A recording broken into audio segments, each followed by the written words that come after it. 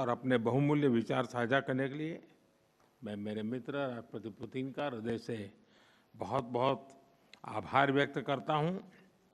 Business के लिए simplified predictable mechanism बनाए जा रहे हैं।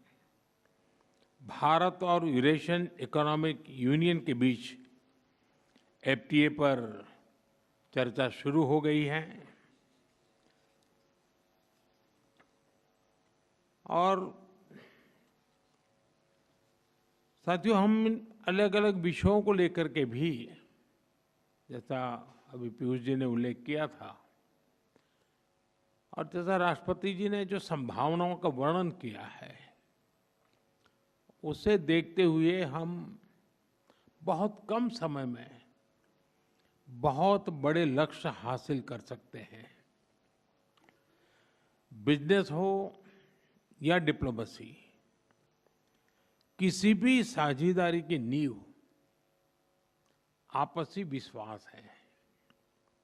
भारत रूस संबंधों की सबसे बड़ी शक्ति यही विश्वास है। ये हमारे साझे प्रयासों को दिशा भी देता है और गति भी देता है।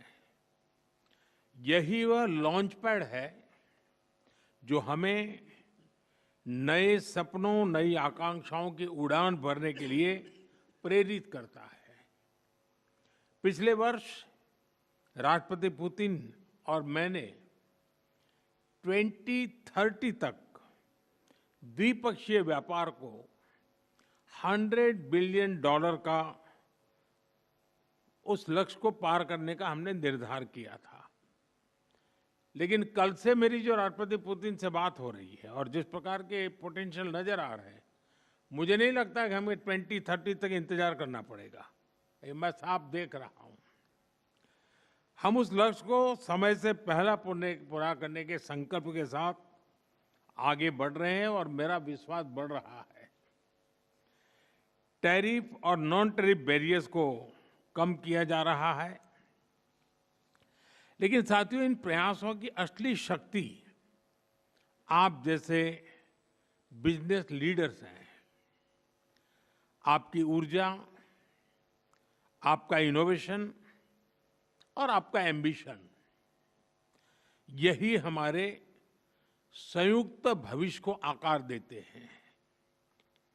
फ्रेंड, पिछले 11 वर्षों में भारत में जिस स्पीड और स्केल के साथ हमने बदलाव किए हैं, वह अभूतपूर्व हैं। रिफॉर्म, परफॉर्म एंड ट्रांसफॉर्म, इस सिद्धांत पर चलते हुए भारत तेजी से विश्व की तीसरी सबसे बड़ी इकोनॉमी बनने की और आगे बढ़ रहा है। और 11 वर्षों की इस रिफॉर्म यात्रा में हम न थके हैं, हम न रुके हैं।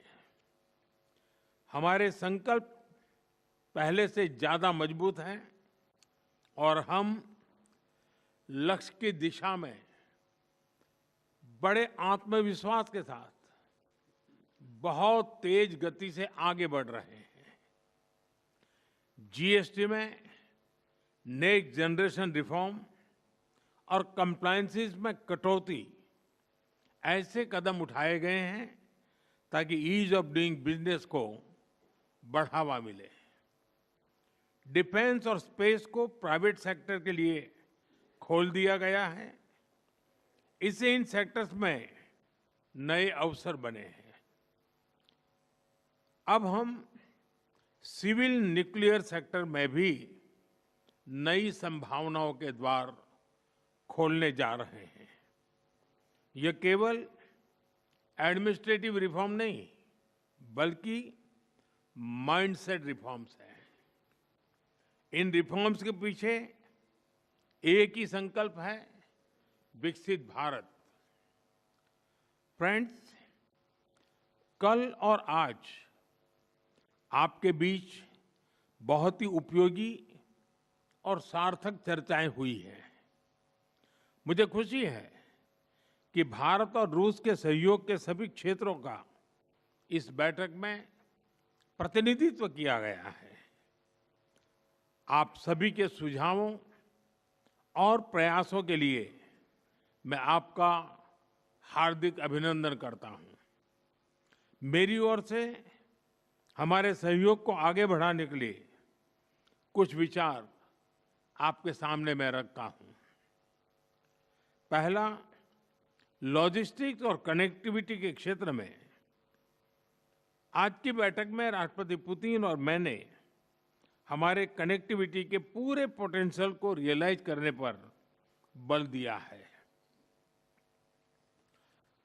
आईएनएसटीसी या तो फिर नॉर्दर्न सी रूट यानी चेन्नई व्लादिवोस्टोक कॉरिडोर, इन पर हम आगे बढ़ने के लिए प्रतिबद्ध हैं।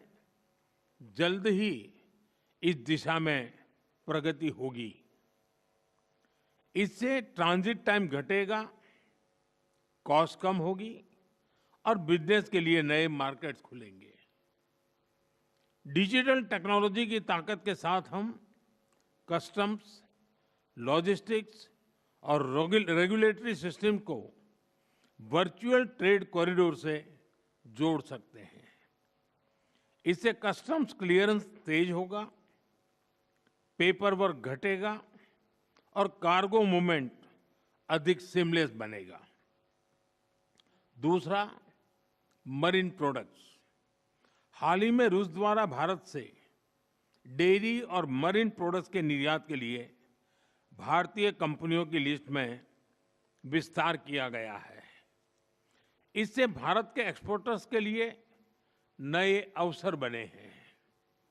भारत के high quality marine products, value added sea food, processed food, इसकी बड़ी मात्रा में ग्लोबल डिमांड है। हम cold chain logistics, deep sea fishing और फिशिंग हार्बर्स के मॉडर्नाइजेशन में ज्वाइंट वेंचर और टेक्नोलॉजी पार्टनरशिप बना सकते हैं। इससे रूस की डोमेस्टिक डिमांड भी पूरी होगी और भारतीय उत्पादों को नए मार्केट भी मिलेंगे। तीसरा, automobile sector. Bharat affordable, efficient EVs, two wheelers और सीएनजी मोबिलिटी सॉल्यूशंस में आज ग्लोबल लीडर है। रूस एडवांस मटेरियल का बड़ा प्रोड्यूसर है। हम मिलकर ईवी मैन्युफैक्चरिंग, ऑटोमोटिव कंपोनेंट्स और शेयर्ड मोबिलिटी टेक, इसमें साझेदारी कर सकते हैं। इससे हम न केवल अपनी जरूरतों को पूरा कर सकेंगे, बल्कि ग्लोबल साउथ, विशेषकर अफ्रीका के विकास में भी योगदान दे सकते हैं। चौथा, फार्मा। भारत आज विश्व भर में किफायती मूल्यों पर उच्चतम क्वालिटी की दवाइयां